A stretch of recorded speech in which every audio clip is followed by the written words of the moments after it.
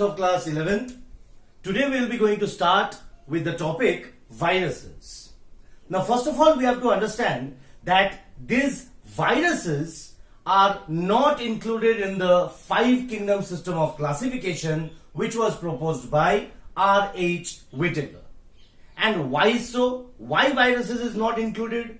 That is due to the various reasons which we are going to study about when we will be studying the characteristics of the viruses. ठीक है?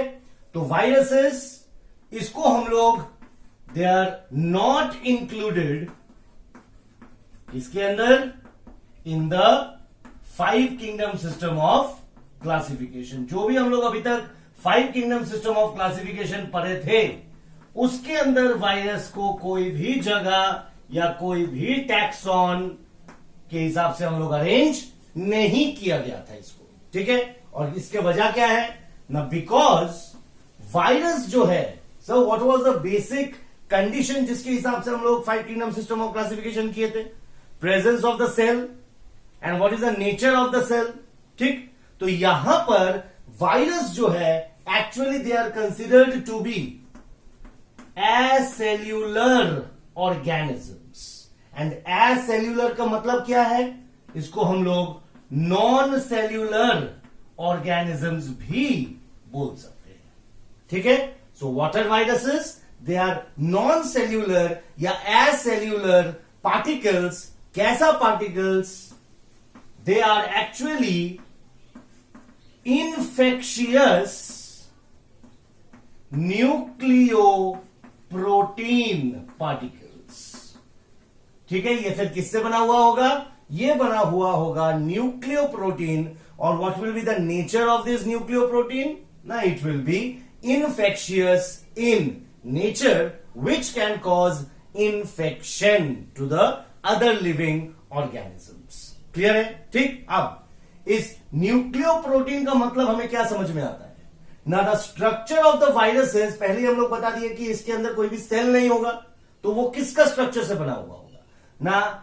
Inside every virus it will be mainly composed of protein and nucleo से हमें समझ में आ रहा है कि इसके अंदर होगा nucleic acid.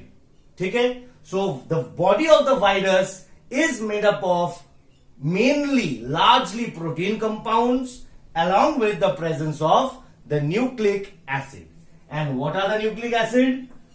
We very well know that nucleic acid जब हम लोग डिवाइड करते हैं तो it can be either DNA or it can be either RNA, the deoxyribonucleic acid and the ribonucleic acid. ठीक है? तो ये जो वायरस है इसका स्ट्रक्चर में हमें क्या समझ में आ रहा है? कोई भी सेल नहीं है तो ऑब्वियसली कोई cell wall, cell membrane, cytoplasm का कोई बातचीत ही नहीं रहेगा. इसका आपका न्यूक्लियस नहीं रहेगा इसके पास, सेल ऑर्गेनेली नहीं होगा. ठीक? इसके फिर होता क्या है ना? ये होता है mainly made up of protein. और ये प्रोटीन कोट चारों तरफ से कवर करके रखेगा किसको? न्यूक्लिक एसिड को, जो हो सकता है आइदर डीएनए हो या हो सकता है वो आरएनए हो. कोई दिक्कत यहां तक? नेक्स्ट हम लोग समझेंगे इन वायरसों को बोला जाता है दे आर ऑब्लिगेट पैरासाइट्स. क्या बोलते हैं हम लोग इसको? इसको हम लोग नाम देते हैं कि they are obligate parasite. Parasite हमें समझ में आता है रिलेशनशिप बिटवीन 2 ऑर्गेनिजम्स, जहां पे एक ऑर्गेनिज्म जो होगा वो होस्ट होगा. ठीक? और उस होस्ट के अंदर या बाहर दूसरा ऑर्गेनिज्म फुल्ली उस होस्ट के ऊपर डिपेंडेंट होकर रहेगा और वो होस्ट को नुकसान पहुंचाएगा. नेगेटिव रिलेशन है parasite, parasitic type of relationship. Now what do you mean by obligate parasite? Obligate मतलब ये जो है they are always acting as parasite. मतलब क्या है? इनके जो लाइफ साइकिल होगा, इनके लाइफ साइकिल के अंदर जब ये कोई लिविंग सेल के अंदर रहेगा, और इस लिविंग सेल को हम लोग होस्ट नाम दे सकते हैं, तो अगर ये virus is inside the living cell, then the virus will remain alive. तब जो वायरस है, ये वायरस क्या होगा? It will be remaining alive only when it is inside the living cell, that is your host. ठीक? और अगर ये लिविंग सेल के बाहर है, मतलब क्या है? आउटसाइड द होस्ट बॉडी अगर मैं बात करूं, so it will be as a non living object. ठीक है, बहुत अच्छी तरह समझिए. ऑब्लिगेट पैरासाइट क्यों बोल रहे हैं? ऑब्लिगेट मतलब always it will B, it cannot be free living. Viruses can not be free living. ठीक है, तो obviously they will be requiring a host जिसको वो नुकसान पहुंचाएगा और जिससे वो सारा चीज लेता जाएगा. ठीक, तो यही पैरासाइटिक रिलेशनशिप है. तो अगर वो सेल के अंदर है तभी वो कंसीडर कर दिया जाएगा लिविंग. ठीक, अगर वो होस्ट सेल के बाहर है then they will be considered as non living. And therefore ये जो 2 पॉइंट के वजह से ही हम लोग इस वायरस को बोलते हैं कि this virus is a connecting link. What is this virus? It is a connecting link between the living and the non living. ठीक है, ठीक जैसे इसके प्रीवियस वीडियो में मैंने आपको डिस्कस किया था अबाउट द प्रोटिस्टा, और उस प्रोटिस्टा के अंदर देखे थे कि how the protista were the living या connecting link between the plants and the animals. ठीक वैसे ही जो वायरसेस है, ये वायरस भी आपका एक कनेक्टिंग लिंक हो रहा है किन दोनों के बीच, between the living and the non living. Clear है? तो चलिए फटाफट एक बार डिस्कस कर लेते हैं. वायरस को हम लोग 5 किंगडम सिस्टम ऑफ क्लासिफिकेशन के अंदर इंक्लूड नहीं कर रहे थे, और उसका मेन कारण क्या है कि the body of the virus is acellular, it does not contain any kind of cell. ठीक, तो therefore it will be a non cellular body. तो वो बॉडी स्ट्रक्चर किससे बना हुआ होगा? The mainly composed of protein और द न्यूक्लिक एसिड. तो इस स्ट्रक्चर को हम लोग नाम देते हैं, it is composed of the nucleoprotein. And what is the nature of the nucleoprotein? It will be infectious, causing infection. Next, ये सारे के सारे ऑब्लिगेट पैरासाइट्स हैं. ऑब्लिगेट पैरासाइट मतलब always will be acting as a parasite, मतलब जब उसको always they will be need of a living host. ठीक, अगर वो लिविंग होस्ट के अंदर है they will also act as living. अगर वो होस्ट सेल के बाहर है तो they will be acting as non living.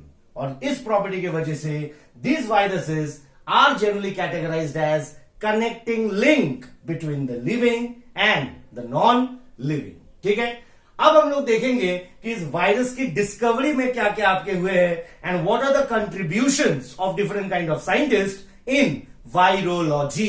क्या शब्द बोला मैंने?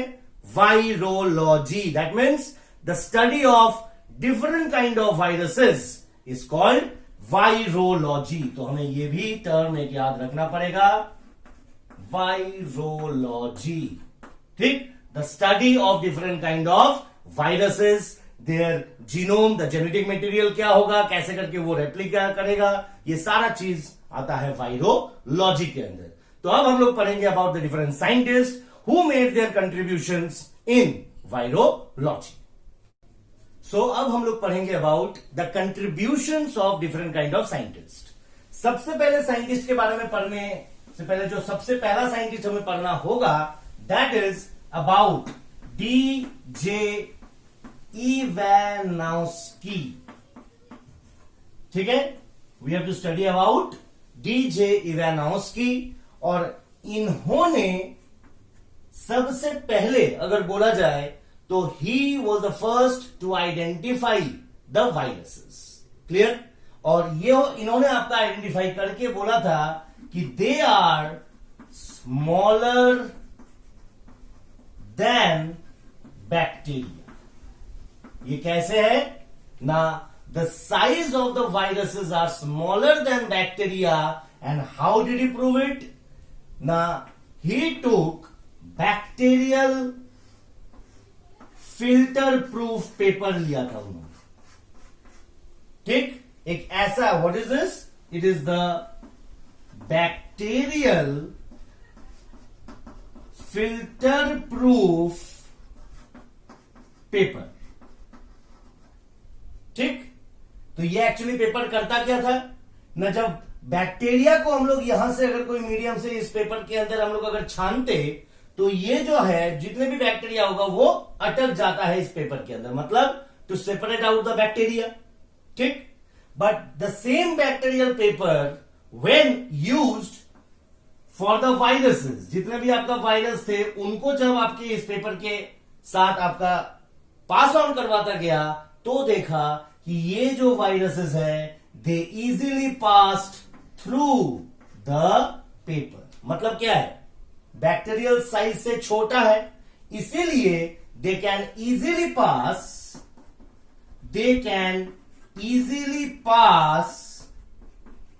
Through the bacterial filter proof paper, which ये क्या बताता है ना, they are smaller than the bacteria. ठीक है, ये कौन दिया गया, डीजे इवानोस्की। अगर 2 नंबर साइंटिस्ट की बात करूं तो हमें यहां पे पढ़ना है about Beijerinck. Okay, we have to study about Beijerinck. इन्होंने क्या दिया था ना, इन्होंने एक स्टेटमेंट दिया था जो बहुत ज्यादा इंपॉर्टेंट हो जाता है इन टर्म्स ऑफ आपके नीट एंड बोर्ड पेपर्स। बेइजरीनिक ने बोला था कंटेजियम विवम फ्लूइडम। ये कोई संस्कृत का श्लोक नहीं है, ये जो आपका एक 3 वर्ड्स मिला के एक स्टेटमेंट दिया था, जिसका मतलब क्या है न, कंटेजियम विवम फ्लूइडम, द इनफेक्शियस, इसका मतलब क्या है, द इनफेक्शियस लिविंग फ्लूइड। ठीक, मतलब ये जो आपका लिविंग फ्लूइड है ये आया कहां से ना, इन्होंने क्या किया था, इन्होंने एक प्लांट लिया था, that plant which was infected by a virus. ठीक है, तो this is a plant which got infected by a virus. और अब क्या लिया था ना, इस प्लांट से जो एक्सट्रैक्ट निकला है, द फ्लूइड जो निकला है, उस एक्सट्रैक्ट को यूज करते हुए, उस फ्लूइड को इस्तेमाल करते हुए, सपोज करिए दिस इज द एक्सट्रैक्ट, इसको इस्तेमाल करते हुए वो एक नॉर्मल प्लांट के अंदर सेम चीज को डाला था। This was your normal plant. तो क्या किया नॉर्मल प्लांट के अंदर, जो लिविंग फ्लूइड यहां पर था, it is already infected by the virus. ठीक, तो इस प्लांट के फ्लूइड को ट्रांसफर कर दिया था एक नॉर्मल प्लांट के अंदर। तो क्या दिखाई दिया, the normal plant also got infected by the same virus. Clear है, जो वायरस इसको इन्फेक्ट किया है वही सेम वायरस इन्फेक्ट कर दिया एक नॉर्मल प्लांट। मतलब क्या है, who was responsible for this, the extract the living fluid. जो लिविंग फ्लूइड मैंने लिया है इस इन्फेक्टेड प्लांट से, और इसी लिविंग फ्लूइड को मैंने डाला है इस नॉर्मल प्लांट के अंदर, तो how is the nature of this living fluid, it will be infectious in nature. ठीक, सो इसीलिए इसको नाम दिया गया था इन्फेक्शियस लिविंग फ्लूइड, जो अपने भाषा में बेइजरीनिक ने बोला था contagium vivum fluidum, which means the infectious living fluid, that type of a fluid which when taken out from a virus infected plant can easily infect a normal plant. ये किसने दिया था, बेइजरीनिक ने। और थर्ड साइंटिस्ट जो आपका बहुत important बनता है, दैट इज WM Stanley. ठीक, he was the third scientist, WM Stanley. What did he did? Now he was the first scientist.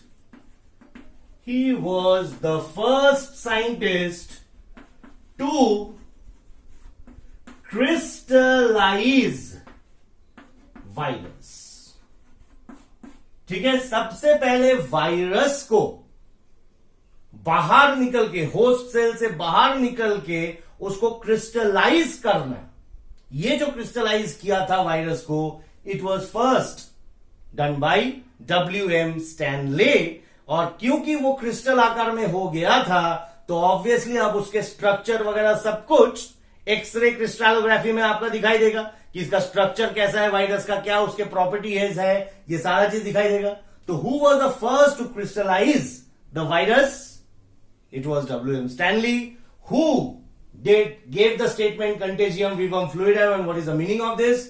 Beijerinck. And who said that the viruses was even smaller than the bacteria? Or who did the experiment of the bacterial filter proof paper? This was done by DJ Ivanovsky. तो ये तीन scientist बहुत ज्यादा important है और ये आपको बहुत अच्छी तरह याद रखना पड़ेगा.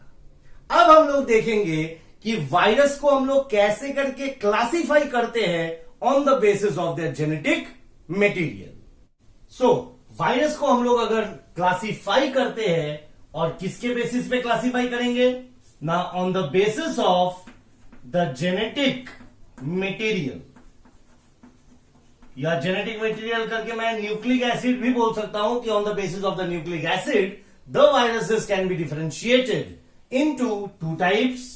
Either they will be the DNA viruses or the RNA viruses.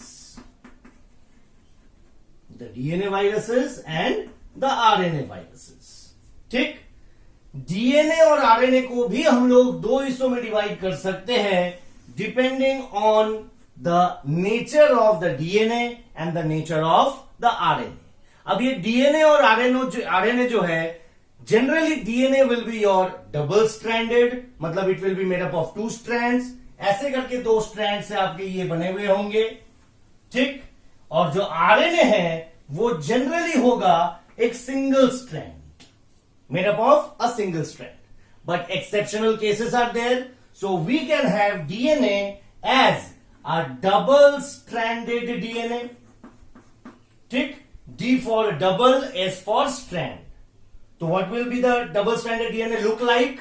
It will be looking as this kind of a structure consisting of two parallel line strands. ठीक, या हो सकता है single-stranded DNA. ठीक है, यह कैसा हो सकता है? Composing of a single-stranded DNA. Clear?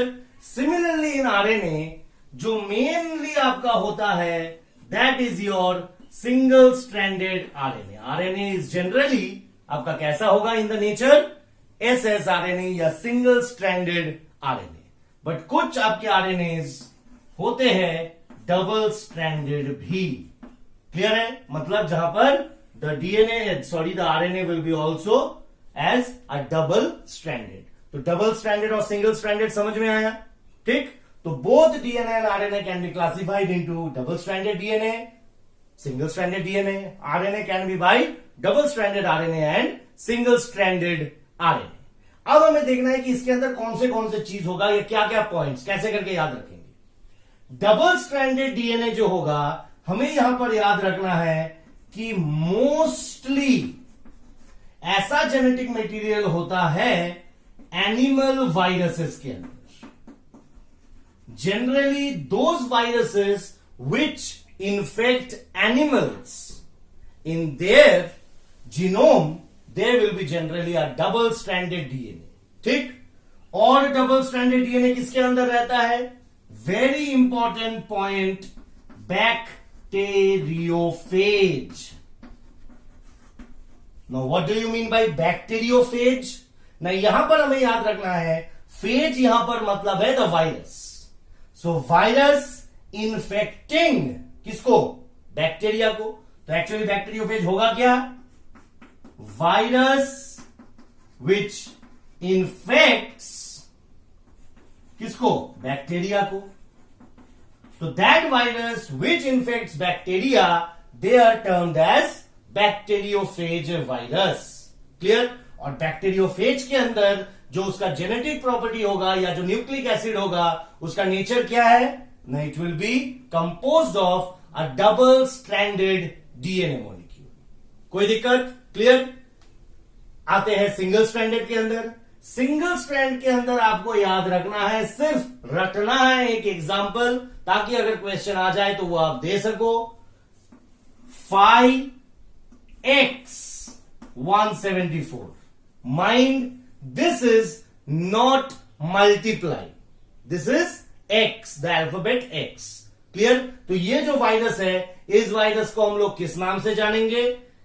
5x174. So this will be an example of a virus in which the genetic material of the nucleic acid will be in the form of single stranded DNA. कोई दिक्कत? आ जाते हैं RNA के अंदर. सबसे पहले double stranded RNA के अंदर अगर हम लोग देखेंगे तो इसके अंदर बेस्ट एग्जांपल हो जाएगा reoviruses. Now what is reoviruses? Reoviruses होगा जो जनरली कैसा डिजीज पैदा करेगा एनिमल्स के अंदर? रेस्पिरेटरी एंड एंटेरिक डिजीजेस पैदा करेगा.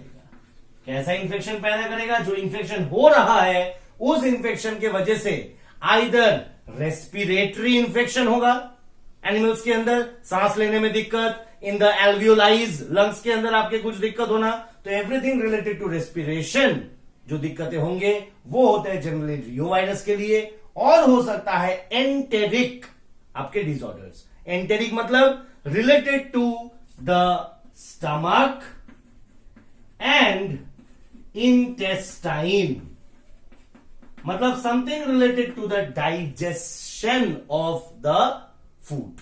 क्लियर है? तो डाइजेस्टिव ऑर्गन्स जो होंगे आपके, स्टमक हो गया, स्मॉल इंटेस्टाइन हो गया, उनमें अगर कुछ आपके डिसऑर्डर्स होते हैं तो उनको हम लोग नाम देंगे एंटेरिक डिजीजेस. और रेस्पिरेटरी होगा अगर वो रेस्पिरेटरी सिस्टम के कुछ ऑर्गन्स को इन्फेक्ट करता है. तो इस क्लास को हम लोग क्या नाम देंगे? रियो वायरसेस. ठीक? अब आते हैं हमारा सिंगल स्ट्रैंडेड आरएनए के अंदर. और सिंगल स्ट्रैंडेड आरएनए के अंदर मेनली होते हैं आपके the plant viruses.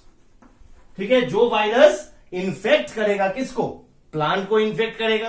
Clear? Example, सबसे बेस्ट एग्जाम्पल जो आपके एनसीईआरटी के अंदर भी दिया हुआ है, देखना, टीएमवी या द टोबैको मोज़ेक वायरसेस. क्या बोला मैंने?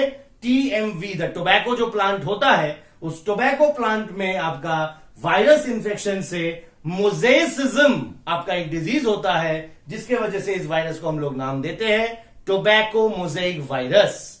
और जनरली जो प्लांट वायरसेस होंगे उनके अंदर जो जीनोम होगा आपका, उसका न्यूक्लिक एसिड का प्रॉपर्टी क्या होगा? It will B composed of a single stranded RNA. Clear है? इसके अलावा भी कुछ आपके इसके अंदर एनिमल वायरसेस होंगे, जैसे कि एग्जाम्पल याद रखना आप, रेबीज, एग्जाम्पल याद रखना इन्फ्लुएंजा. ठीक है? ये दोनों एग्जाम्पल याद रखिएगा. तो रेबीज वायरस और आपके जो फ्लू या इन्फ्लुएंजा वायरस है, इन दोनों वायरस के अंदर जो जेनेटिक मटेरियल होगा that will be having a single stranded RNA. ठीक है? तो चलिए फटाफट एक बार, वायरस जो होगा on the basis of genetic material, हम लोग उसको दो हिस्सों में डिवाइड कर सकते हैं, आइदर प्रेजेंस ऑफ डीएनए और द प्रेजेंस ऑफ आरएनए. अगर डीएनए होगा तो DNA can be also the double stranded made up of 2 strands, या it will be made up of 1 strand, that is single stranded. So we are having double stranded DNA and single stranded DNA. The same goes for the RNA also. RNA can be majorly as a single stranded RNA, but कुछ RNA आपके होंगे जो होगा double stranded. So we have RNA also in double stranded RNA and single stranded RNA. तो double stranded DNA के अंदर mostly क्या होगा ना? मोस्टली यहां पे हो जाएगा एनिमल वायरसेस. ठीक है? तो जो वायरस आपके एनिमल को इफेक्ट करता है वो हो जाएंगे, उनके आपके नेचर कैसा होगा? It will be containing double stranded DNA.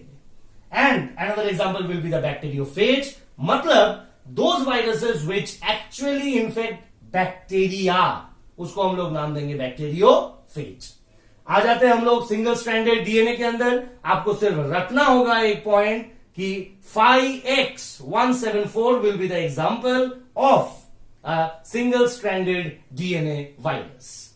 Double stranded RNA के अंदर जो रियो वायरसेस होंगे, उस रियो वायरसेस के अंदर आपके ये डबल स्ट्रैंडेड आरएनए रहता है। For example the respiratory and the enteric diseases जो कॉज करता है, उनको हम लोग ग्रुप करके इसके अंदर डालते हैं।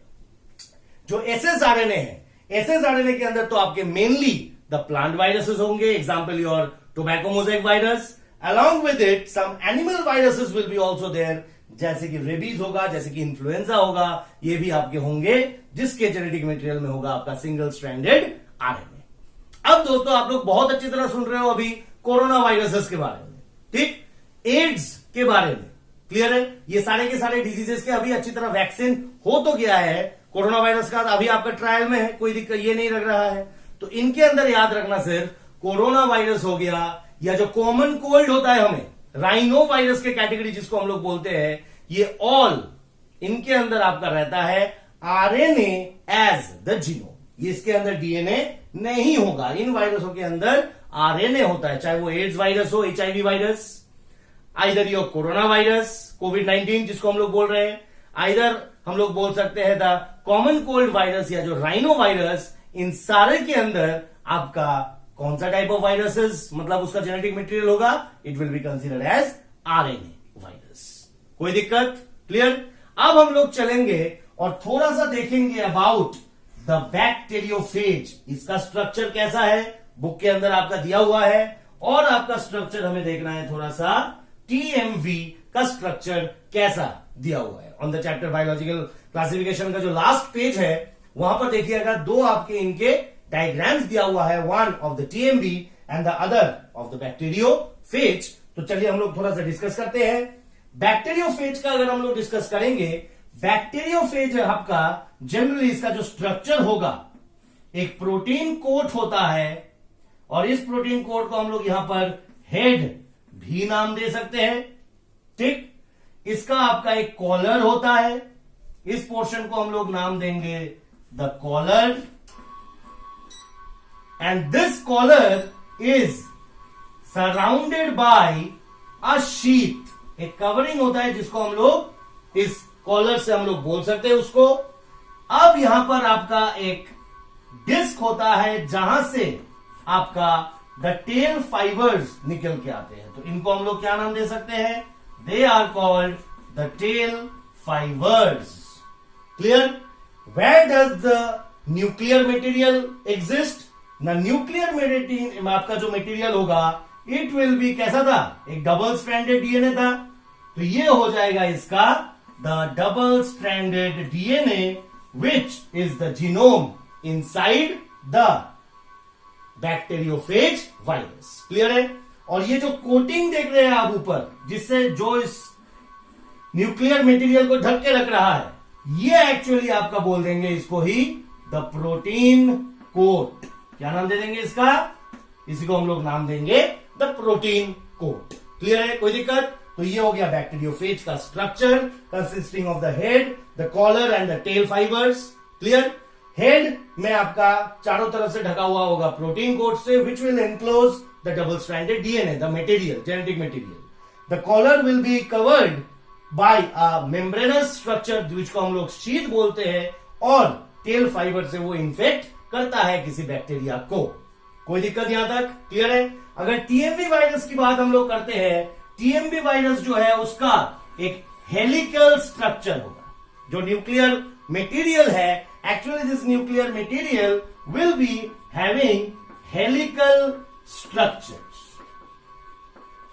ठीक।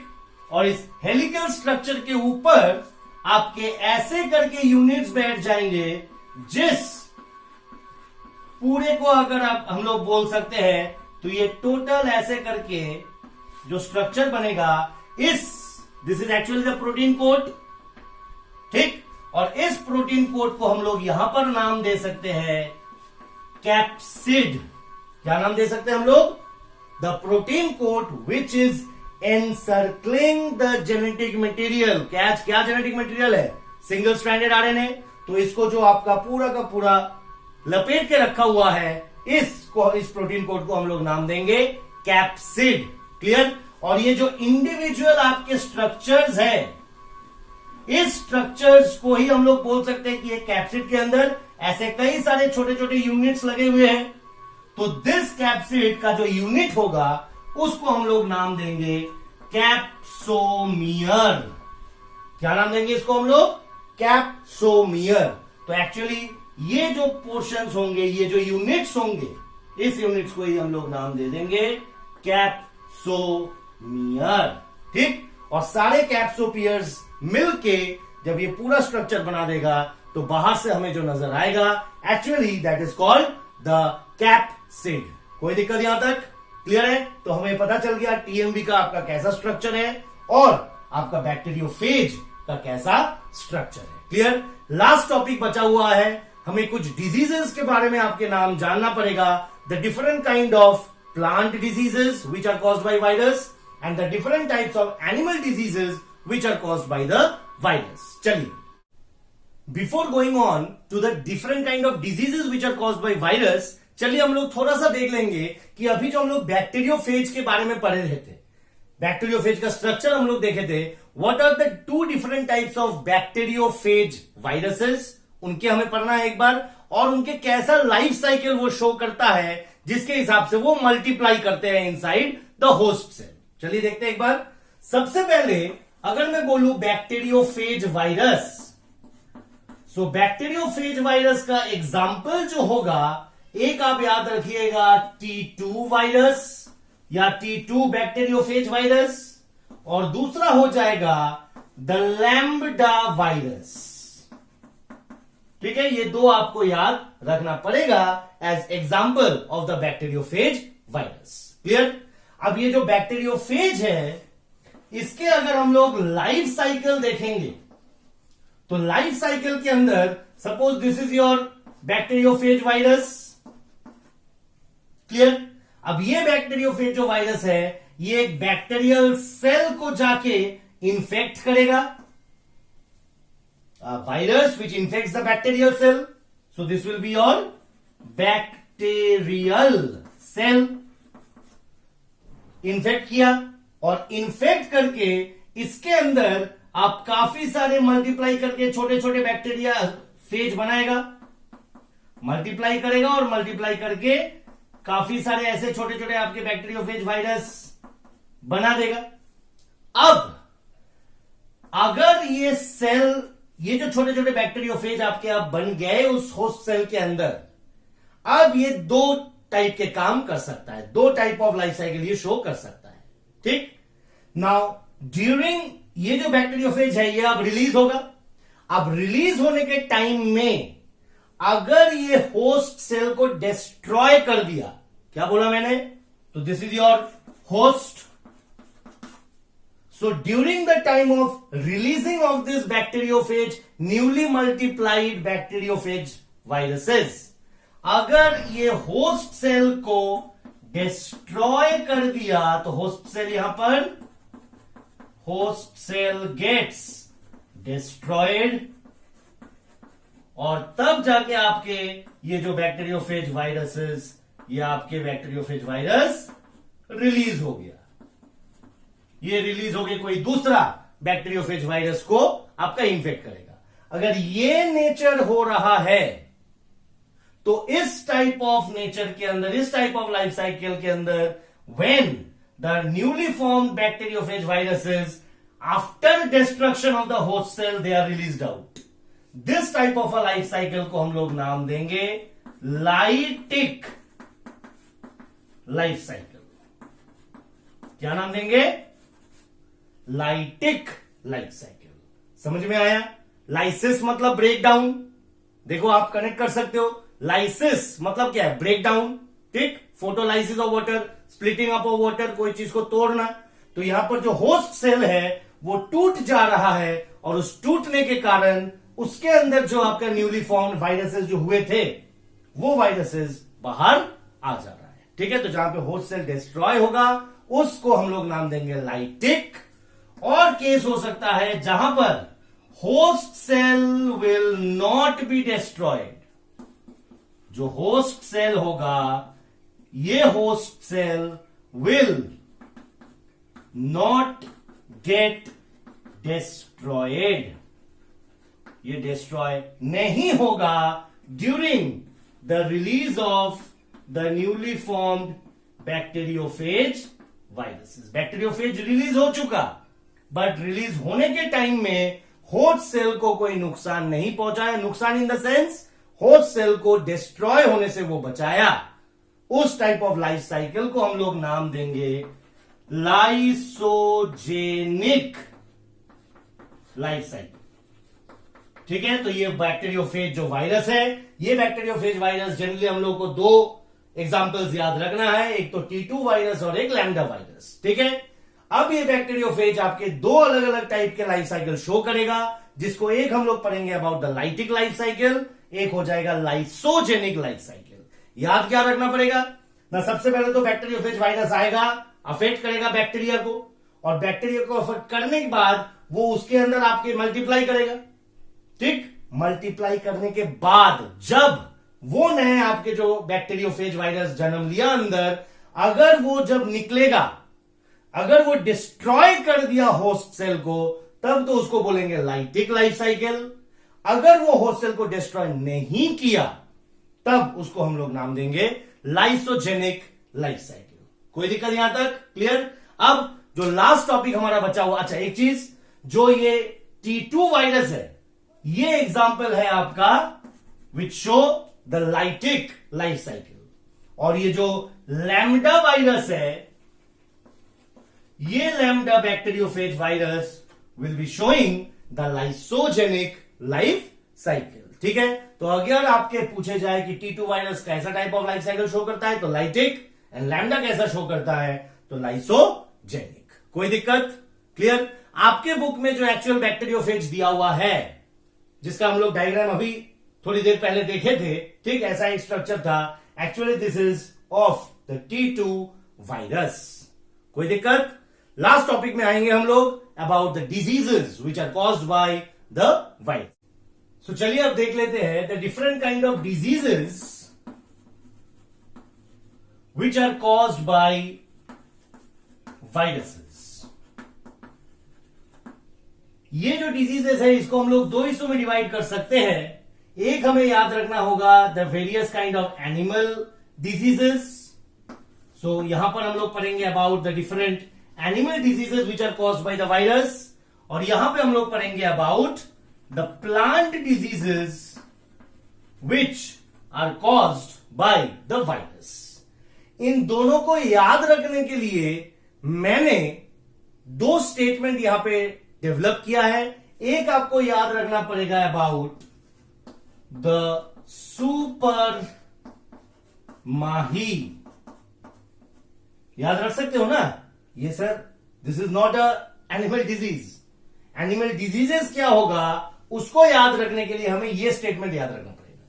ठीक, और सिमिलरली प्लांट डिजीज को याद रखने के लिए, the different kind of plant disease को एक साथ आप याद रखने के लिए आपको एक स्टेटमेंट याद रखना पड़ेगा, miss Roli is dwarf and yellow. याद रख सकते हैं? याद रख सकते हैं ना? क्या बोला मैंने? सुपर माही। तो अब देखते हैं, सबसे पहले एस, सुपर से हो जाएगा स्मॉल पॉक्स। ठीक, उसके बाद इससे छोड़ दीजिए। एम, एम से हो जाएगा यहां पर मम्प्स। ए से हो जाएगा एड्स। एच से हो जाएगा यहां पर हर्पीस, और आई से हो जाएगा इन्फ्लुएंजा। कोई दिक्कत याद रखने के लिए? तो सुपर माही से याद रखिएगा, S for smallpox, M for mumps, A for AIDS, H for herpes, and I for influenza. Mahi Mahendra Singh Dhoni, ऐसे करके याद रखिएगा। अब चलते हैं प्लांट डिजीजेस के अंदर। सबसे पहले जो आपका प्लांट डिजीज है, मिस से आपका यहां पर mosaicism. What do you mean by mosaicism? ना मोजेक, जैसा हमारा एग्जांपल था, which plant virus causes mosaicism? The tobacco mosaic virus. Clear? तो आप देखना, ऐसे कुछ आपके पत्ते वगैरह होते हैं जो डिफरेंट कलर्स शो करते हैं। नॉर्मली उसके वो कलर नहीं होता है, कोई तो नॉर्मली वैसे कलर शो करेगा लीफ के ऊपर, बट कुछ कुछ आपके लीफ होते हैं जिसके अंदर मल्टी कलर्ड होते हैं। ठीक? And that is due to the infection of a virus, जो हम लोग जिसको बोलते हैं द TMV वायरस और the tobacco mosaic virus. Generally ये आपके टोबैको प्लांट्स के अंदर नजर आता है, और ये जो डिजीज है उस डिजीज को हम लोग बोलते हैं मोजेसिज्म। फॉर्मेशन ऑफ मोजैक काइंड आपके structures on the leaf which having different kind of colouration. Clear है? तो वो हो जाएगा मोजेसिज्म। तो मिस से, एम से मोजेसिज्म, रोली से हो जाएगा यहां पे rolling and curling of leaf. कभी कभी क्या होता है, जो आपके लीफ होते हैं, ये लीफ यहां से मुड़ जाते हैं ऐसे करके। ठीक? ये जो लीफ के आपके टिप होगा, ये लीफ मुड़ जाएंगे, साइड से आपके कर्ल हो जाएंगे। देखना कभी कभार, तो that is also due to a virus. Normally वो नहीं होता है। After it gets infected by a virus, it can show the rolling and the curling of leaf. कोई दिक्कत? नेक्स्ट हो जाएगा ड्वार्फ से आपका dwarf and stunted. What do you mean by stunted? मतलब उसका जो ग्रोथ होगा, उसका हाइट जो होगा, वो बहुत ज्यादा बड़ा नहीं होगा। ठीक? तो उसको हम लोग नाम देंगे dwarf and stunted. And finally हो जाएगा येलोइंग ऑफ लीव्स। जो लीव्स होगा उनके अंदर से वो आपका धीरे धीरे करके जो क्लोरोफिल होगा, वो क्लोरोफिल गायब होता जाएगा ड्यू टू द आपका इंफेक्शन ऑफ द वायरस, और वो आप धीरे धीरे फोटोसिंथेसिस नहीं कर पाएगा, जिसके वजह से आपका प्लांट का ग्रोथ भी रुक जाएगा और ultimately the plant will die. ठीक है? तो what are the different kind of, 4 different kind of diseases in plants? Mosaicism, rolling and curling of leaf, the dwarf and stunted growth, और आपका येलोइंग ऑफ लीव्स। तो इसको याद कैसे रखेंगे? Miss Roli is dwarf and yellow, और animal disease के अंदर सुपर माही। ठीक है? तो ये चीज बहुत अच्छी तरह आप देख के आइएगा। क्लियर? इसके नोट्स भी मैं आपको शेयर करूंगा। इसके बाद 2 और 3 टॉपिक आपके बचे हुए हैं, जैसे कि वाइरॉइड्स हो गया, प्रायंस हो गया और लाइकेंस हो गया। इन तीनों को भी हम लोग अपने जो बायोलॉजिकल क्लासिफिकेशन है, the 5 kingdom system of classification है, उसके अंदर हम लोग इंक्लूड नहीं किए। तो इसको हम लोग देखेंगे कि ये क्या है। ठीक? And finally this chapter will be ending with the kingdom mycota, that is about the fungi. तो वो हमारा लास्ट हो जाएगा, जो कमिंग लेसन्स में मैं कंप्लीट कर पाऊंगा। Till then, thank you.